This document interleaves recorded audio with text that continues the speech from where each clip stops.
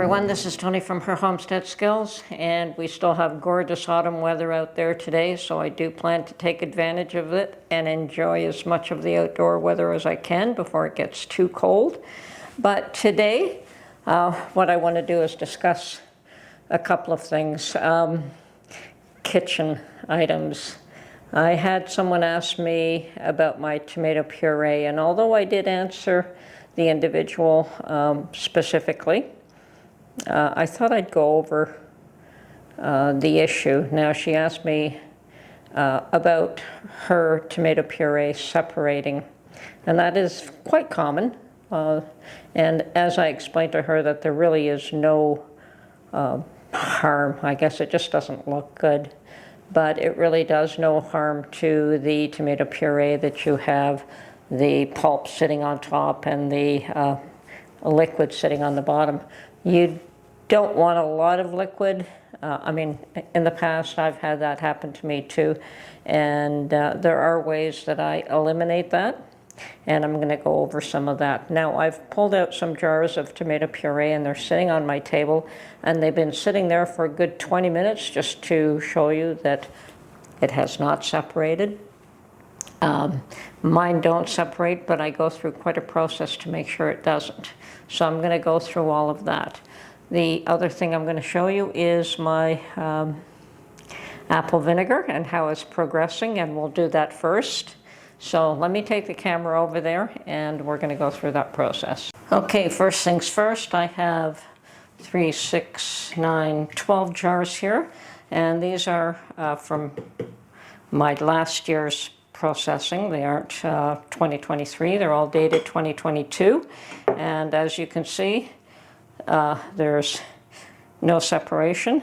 And as a matter of fact, I know that these ones were from my garden. They weren't even from the bushels that I buy, and there's a reason that I know that, and that is because I also, towards the end, when I was doing my garden puree, pureeing the tomatoes from my garden, because they were smaller quantities, I was using my hand machine rather than the electric one, because the electric one is much more of a job to set up and to clean and the whole thing, and I had probably put it away, and I did purchase a hand one to do smaller jobs, and I know that because they don't take out the seed. The smaller one does not take out some of the undeveloped seeds. It takes out all the larger developed seeds, but it didn't take out the smaller undeveloped seeds, which really isn't an issue. I didn't care.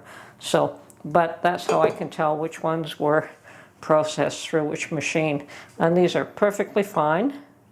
I just noticed the little tiny seeds in there. But those, you don't even know it when they're cooked that there is any seeds there. So, a non-issue. Anyway, as you can see, they're sitting there. There's no separation. I'm going to let them continue to sit there, and we'll get back to them in a little while. And then I'll explain why I don't get separation. Okay, now we're going to move to my vinegar here. And there is something that I'd like to show you, but I want to set up the camera properly first so that you can actually see this process. Okay, I believe I've got that set up. This is the cover off the larger 1-gallon jar of apple vinegar. And I don't know if you can see this, but they are floating at the top. And now I'm just going to stir it. And as you can see, there's a lot of bubbles. And that is what you want to see when you are trying to make your vinegar. This is fermenting quite nicely, and stirring it every day will continue to let this process develop. Now, I can really smell this. As a matter of fact, I think about 2 days after I had started doing this, going, what's that smell? And sure enough, it was my apple vinegar, and I can smell it turning into vinegar already. So it's perfectly healthy. It's fine. Once again, if you see that this is not bubbling, it's not fermenting, and it's going bad and moldy, then you throw it out. You don't want that. You want it to be fermenting. You want to see the bubbles occurring when you stir it. Okay, so that's one. And I did have a second batch, which I put into a half-gallon jar. Once again, same process. As you can see, bubbling nicely. And there is no mold on top of these. So you do want to stir these daily in order to ensure that everything is coming along fine. And it is a process of approximately 3 weeks. And when the bubbling stops, the fermenting is complete, then you would strain out your apple pieces and then continue to let it mature for a couple of weeks longer. Now, the longer you let it sit, the more it will mature, obviously. Okay, so these are done, and they're out of the way. They're done for the day.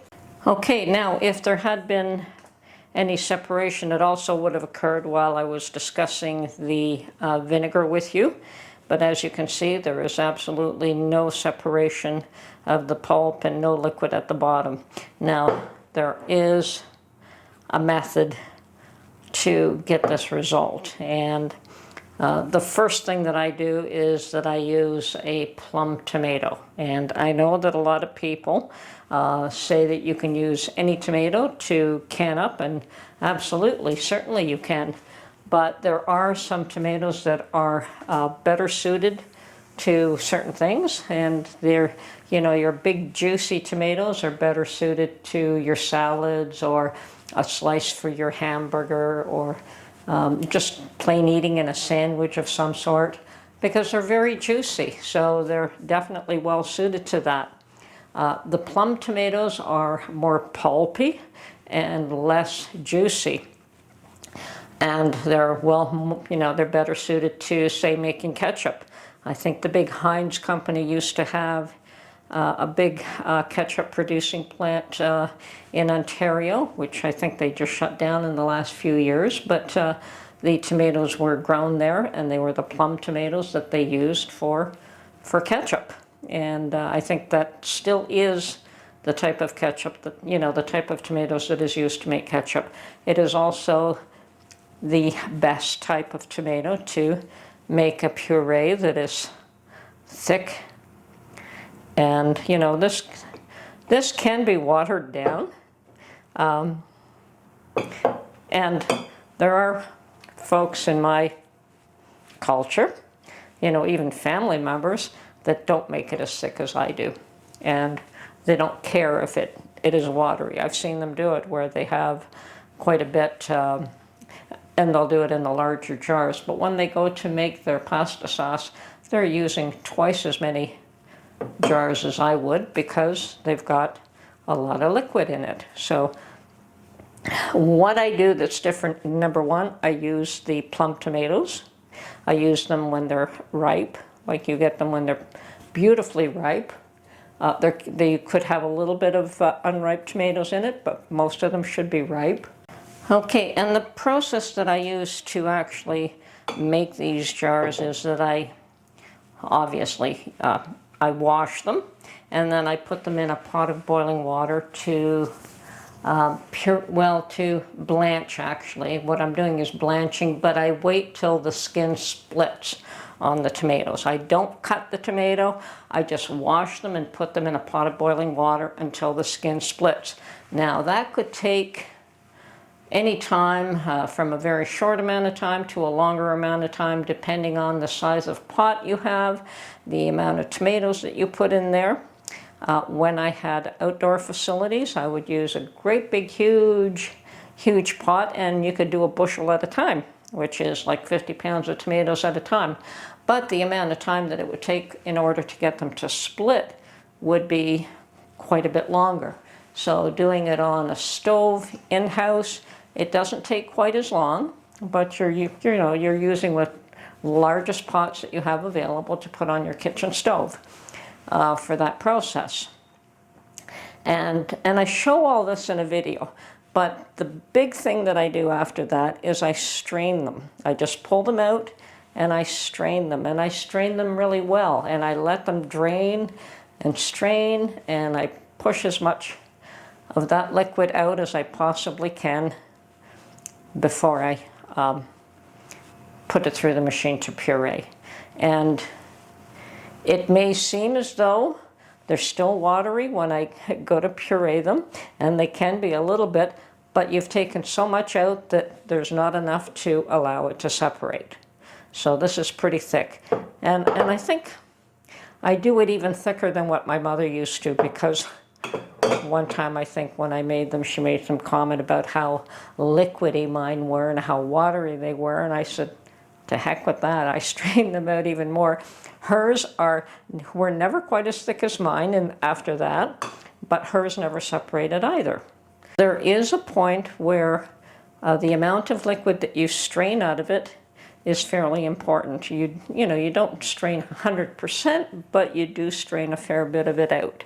And I have in the past let it sit in 5-gallon buckets and just pressed it down, make sure that, and then I would take that 5-gallon bucket, tip it on its side with a cover so the tomatoes didn't fall out, to strain more liquid out. So it almost appears as though you're throwing away a lot, but you're not. And what you're doing is you're just going to end up with a perfect paste, which is, this could be made into a paste quite easily. So instead of cooking, which is what a lot of people do. Okay, I do not cook my tomatoes after the fact. I actually just blanch them to the point where the skin splits. So they are heated right through at that point, and then I strain really good. And the fact that they're all sitting one on top of the other in a large container, draining and straining, they're still very, very hot, and probably are continuing to cook, but not over your stove. So at that point, when I'm putting them through the machine to strain them, or to take the seeds and the peel out, they are still extremely hot. The puree that comes out of it is extremely hot, and I just can it up from there. I do not cook it at all again a second time. I don't have to cook to get any of the liquid out. It's already been strained out. This gives me a puree that tastes like fresh tomatoes.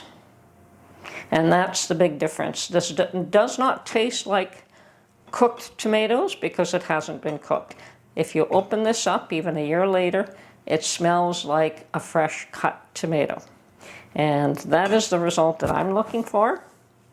So this is why I do it the way I do. As I said, I have a family member who doesn't care that there's liquid, but she'll maybe use 2 quarts for her family, whereas if I had her family and did it the way I did, 1 quart would be enough for me. But because it's just me and Mark, the pint sizes even can be make too much sauce. So I think that a half pint would not be quite enough, but so we go to a pint. And I'm quite happy and satisfied with the tomatoes that I make. Now I still have probably about 40 jars from last year. I've counted because I took these out to get an idea of where I stand, and I have about 40 pint jars left from 2022 before I start on this year's bunch. So anyway, I don't know if that helps any of you, if that's of interest to any of you, but I do show the whole process of how I do these. I do have a number of videos on it, but perhaps just explaining a little bit further of why I don't get separation. And here you can see these have been sitting here for quite a while. There is absolutely no separation for any of them. Okay, and they would have separated at this point just sitting here this long. And I know because I've had jars that have separated in the past. And the thing to do, if they do, is just shake them up anyway. It'll all mix up. But now you can cook it up after the fact and drain the water out, and that's fine too. I would probably prefer to cook it after the fact rather than before I put it in the jars. And the reason for that is that you'll still have that fresh tomato taste. Once you cook that, you'll have a cooked tomato flavor, which is different again. And I always make my tomato sauce with some meat, and the tomato and meat flavor blending together gives you the flavor that you want for a spaghetti sauce. It's not even so much the spices as it is just the blending of all the flavors in one to give you a good tasting sauce that's really tasty. Anyway, hope that was helpful. I would like to add the two of the things that I don't do when making a pasta sauce, which is very common because I used to do them myself. Everyone did at one time or another, is that A, I don't add water, okay, and I don't add tomato paste. So the paste is used to thicken your sauce, but because my puree is thick enough, I don't need to add it. And I don't add water, and it does not cook for hours and hours and hours and hours. It cooks for about as long as it takes for the meat to cook, and then it's done. And having a young sauce is tastier than one that's been cooking for hours. Now I know that my mother was always good at cooking a sauce, simmering it for hours, and it turned out beautifully. Mine cooks up much nicer when I cook it up in a short amount of time. So that's the difference. I have not used tomato paste in years. As a matter of fact, I think when I wanted to make ketchup, I had to borrow some tomato paste from my son because I didn't have any in-house, and he was close enough I could get it from him. Hope you enjoyed this video. This is Tony from Her Homestead Skills, and as soon as I post this, I'm out for the day to enjoy the beautiful fall weather. Anyway, have a good one.